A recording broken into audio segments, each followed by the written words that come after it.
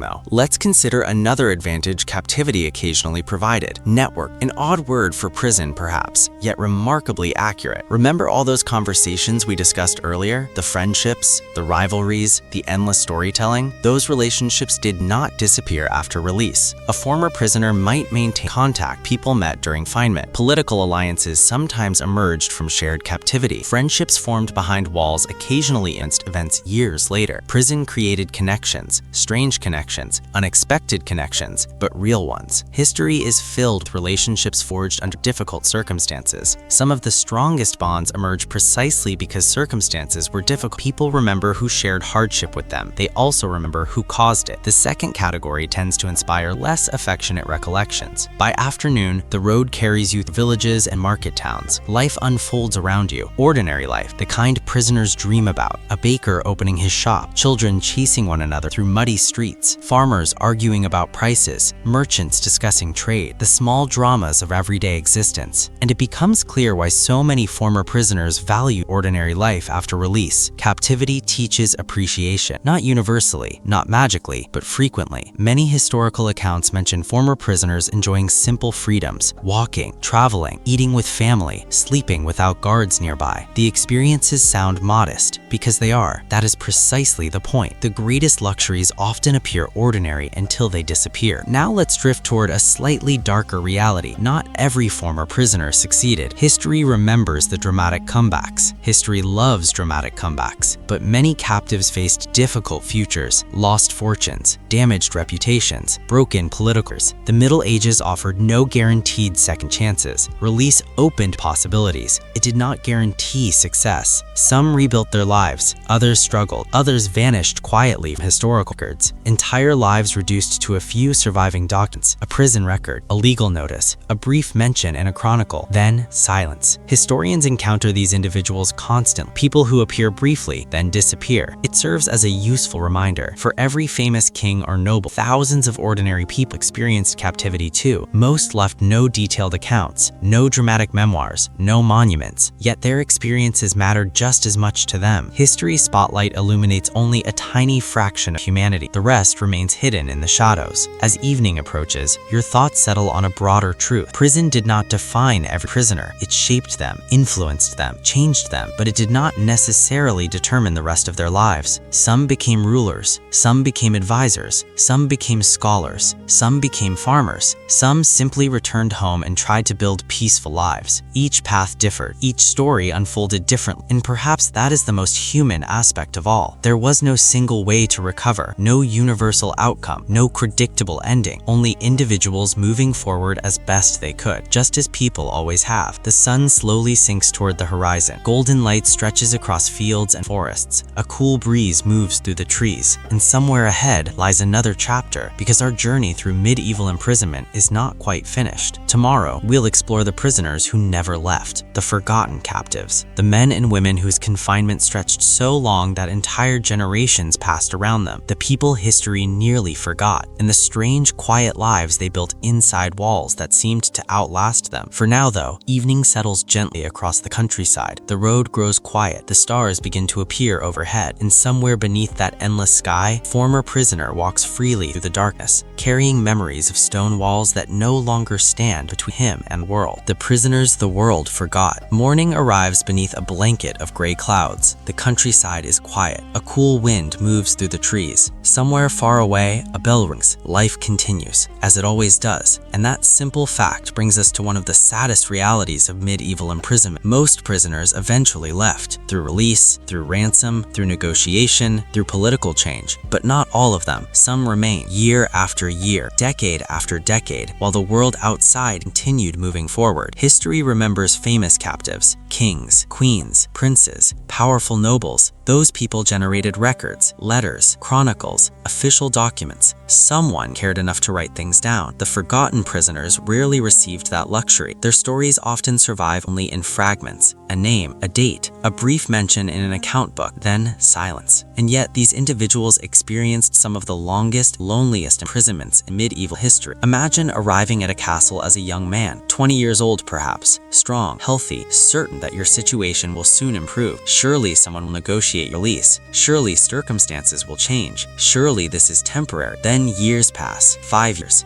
10 years, 15 years. Suddenly, you are no longer young. The guard you first locked your door has retired. The king who ordered your imprisonment has died. Children you once knew have become adults, and you are still here, still waiting, still hoping, still counting seasons through a narrow window. Long-term imprisonment created a strange relationship with time. For most people, time is measured through events: birthdays, weddings, harvests, journeys, children growing older, life milestones. Prisoners often lacked those markers. The days became similar, the months blended together, the years slipped past almost unnoticed. Many former prisoners later struggled to remember exactly when certain events occurred. One winter looked much like another. One summer resembled the next. Time became less distinct, more fluid. Imagine trying to recall the difference between the 7th year of imprisonment and the 8th. The memories blur, the routines merge, the calendar loses shape. This happened frequently. Humans rely on change to organize memory. Prison offered very little change, and so memory itself sometimes seems strange. Now imagine a prisoner who has spent 20 years inside the same castle. The castle changes around him, repairs happen, walls are rebuilt, new guards arrive, old guards disappear. The prisoner watches generations pass. A young servant becomes middle-aged. A middle-aged official becomes elderly. Children who once played in the courtyard eventually supervise it. The prisoner remains, almost like part of the architecture, an uncomfortable thought, yet it happened. Long-term captives occasionally became familiar figures within castles. Everyone knew who they were. The guards knew, the servants knew, the officials knew. The prisoner became part of daily life, not entirely forgotten, yet not entirely remembered, existing somewhere between person and institution. The old prisoner, the permanent prisoner, the man who had always been there. There is something deeply melancholy about that transformation. Humans are meant to move through life, to change places, to experience different seasons, different chapters, different adventures. Prison interrupts that natural movement. For some people, it interrupted it for astonishing lengths of time. Let's drift toward one particularly famous example. Charles d'Orléans. Captured after the Battle of Agincourt in 1415, Charles spent roughly 25 years in English captivity. 25 years. Pause for a moment and consider that number. Entire careers begin and end in less time. Children are born, grow up, and start families. Governments rise and fall. 25 years. Yet, Charles adopted. He wrote poetry. He maintained correspondence. He created meaning where he could. His experience reminds us of something important. Human beings possess extraordinary adaptability, even under circumstances they never would have chosen. Charles did not simply wait for 25 years. He lived differently, constrained, limited, but still lived. This distinction matters. Prisoners were not frozen in time. They continued thinking, learning, remembering, changing, growing older. Life continued inside the walls, just in a smaller space. Now imagine an ordinary prisoner with fewer privileges, no extensive correspondence, no influential friends, no political importance. Such people faced even greater challenges because status continued shaping prison experiences. A wealthy noble might obtain books. A poorer captive might not. A politically valuable prisoner might receive visitors. Others rarely did. The differences could be enormous. Yet, regardless of status, one challenge united them all: loneliness. Loneliness appears repeatedly throughout prison history. Not dramatic loneliness, not theatrical loneliness, the quieter kind, the slow kind, the kind that settles gently into everyday life. A missing conversation, a missing familiar face, a missing voice. Tiny absences accumulating over years. Human beings evolved to live among other humans. Isolation runs against our nature, which explains why prisoners valued companionship so highly whenever it appeared. A friendly guard, a neighboring prisoner, a visiting priest, a letter, a conversation. Small connections carried tremendous importance. As afternoon arrives, rain begins falling softly outside. The drops tap against stone, a familiar sound. Prisoners became experts in weather. What else were they going to watch? Clouds, rain, snow, sunlight. The changing sky often provided the most visible evidence that time was passing. Seasons mattered enormously. Winter brought cold, summer brought heat, spring brought birdsong, autumn brought shorter days. The natural world became a calendar, a clock, a companion. One can imagine prisoners eagerly awaiting the first signs of spring, not because spring guaranteed freedom, because spring guaranteed change. And change change itself possessed value, even small change, especially small change. Now, let's talk about memory. Long-term prisoners frequently became guardians of memory. They replayed old experiences repeatedly, family gatherings, childhood homes, favorite places, past conversations. The mind revisited these memories again and again, partly for comfort, partly for preservation, because another fear emerged after many years: forgetting. What did a loved one's voice sound like? What did a hometown street look like? What details were beginning to fade? Prisoners worried about such things. Memory became precious, something to protect, something to maintain. One can imagine a prisoner lying awake at night, carefully reconstructing old scenes, a family meal, a festival, a walk through a village, not because he had nothing else to think about, though that certainly helped, because those memories connected him to a world beyond the walls, a world he feared losing. As evening settles over the castle, another reality becomes clear. Some prisoners died in captivity, not dramatically at all, simply through age, illness, the passage of time. Life eventually ends for everyone. Prison does not suspend that truth. A man enters captivity at 40. 20 years later, he is 60. 30 years later, he is 70. The calendar continues advancing, whether the door opens or not. This reality haunted many long-term prisoners, not necessarily in a constant way, more like a distant awareness, a recognition that waiting forever is not actually possible. At some point, history reaches a conclusion. Yet, even here, humanity reveals something remarkable. Many prisoners continued hoping, continued planning, continued imagining release. Hope survived astonishing circumstances, perhaps because hope costs so little and offers so much. A person can lose freedom, comfort, status, wealth, yet still possess hope. History repeatedly demonstrates this. It may be one of humanity's most stubborn qualities. The rain outside gradually slows, darkness fills the corridor, torches flicker softly against ancient stone, the prison grows quiet, and somewhere in the shadows sits an old prisoner, a man who has watched seasons come and go for decades, who has seen guards grow old, who has measured time through bells, weather, and fading memories, yet who still turns his head every time keys rattle in the corridor, just in case.